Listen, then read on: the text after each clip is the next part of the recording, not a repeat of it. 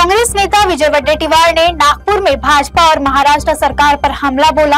OBC जनगणना से लेकर मुंबई की जमीनों तक कई मुद्दों पर तीखे सवाल उठाए। बोगस बीज, ड्रग्स, भ्रष्टाचार और सत्ता की मिलीभगत पर भी उन्होंने अपनी बात रखी।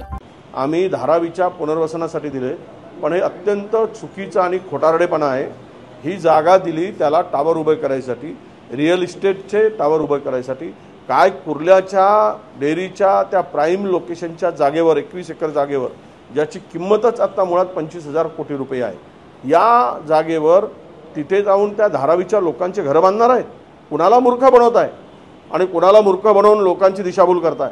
अरे मुंबई विकली, महाराष्ट्र गहाण ठेवलाय अदानीकडे, ही परिस्थिती आणून ठेवलेली आहे। आणि सर्व सरसकट जागा वरून आदेश येतो आणि खालचे लोक सगळे महाराष्ट्रातील त्या आदेशाचं पालन करतात। हुजरेगिरी करून महाराष्ट्राला पूर्णतः उद्ध्वस्त करण्याचं पाप सुरू आहे। गुजरातमधून ड्रग्ज येतात, गुजरातमधून बोगस बियाणे येतात, हे सर्व गुजरातमधूनच काय येतात याचा प्रश्न महाराष्ट्रातील लोकांना पडला आहे। खरंच हे बोगसगिरी गुजरातमध्ये चालली आहे का, की बोगस नेतृत्वामुळे इकडे काय ते होतंय का? हे सगळंच गुजरातवरच काय येतं? हे सर्व जे होत असताना सरकार काय झोपली आहे का? तर गुजरातमधून येऊ देत किंवा आंध्रामधून येऊ देत, तेलंगणामधून येऊ देत, बोगस बियाणे महाराष्ट्रात येतातच कशी? हे मंत्री काय करतात, सरकार काय करतं? शेतकऱ्यांचा जीव चाललाय, अवकाळी पावसाने त्यांचा होता नव्हता गेलाय आणि पुन्हा बोगस बियाण्याचा मार झाला तर खरीप पिकावर त्याचा परिणाम होईल आणि शेतकरी पुन्हा आत्महत्या करेल।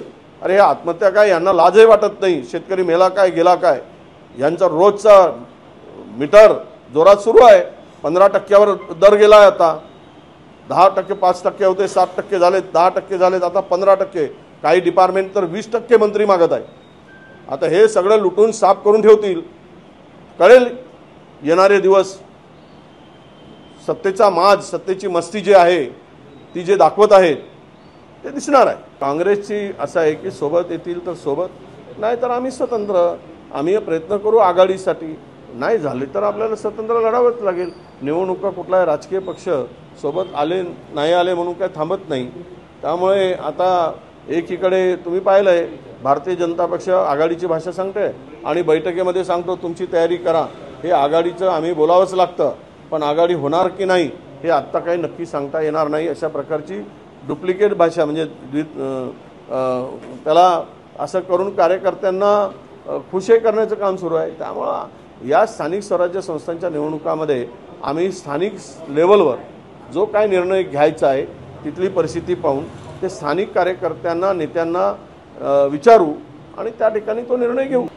ओबीसी हा एक मोठा प्रवर्ग आहे आणि यालाच सत्तेचा वापर करून भारतीय जनता पक्ष यांचा वापर करून भारतीय जनता पक्ष सत्तेत आली आहे।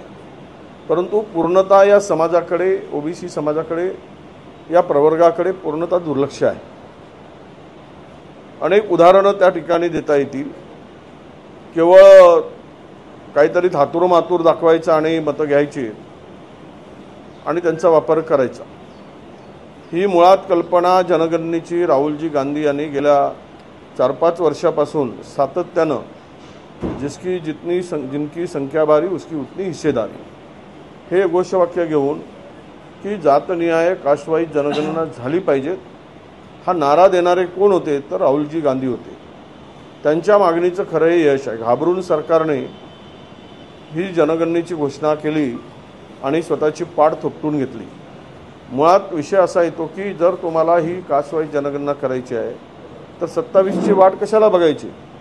म्हणजे तुम्हाला पुन्हा ओबीसीचा वापर निवडणुकीच्या तोंडावर करून खोटी आश्वासनं देऊन त्या 29च्या निवडणुकावर डोळा ठेवून हे करायचं आहे का?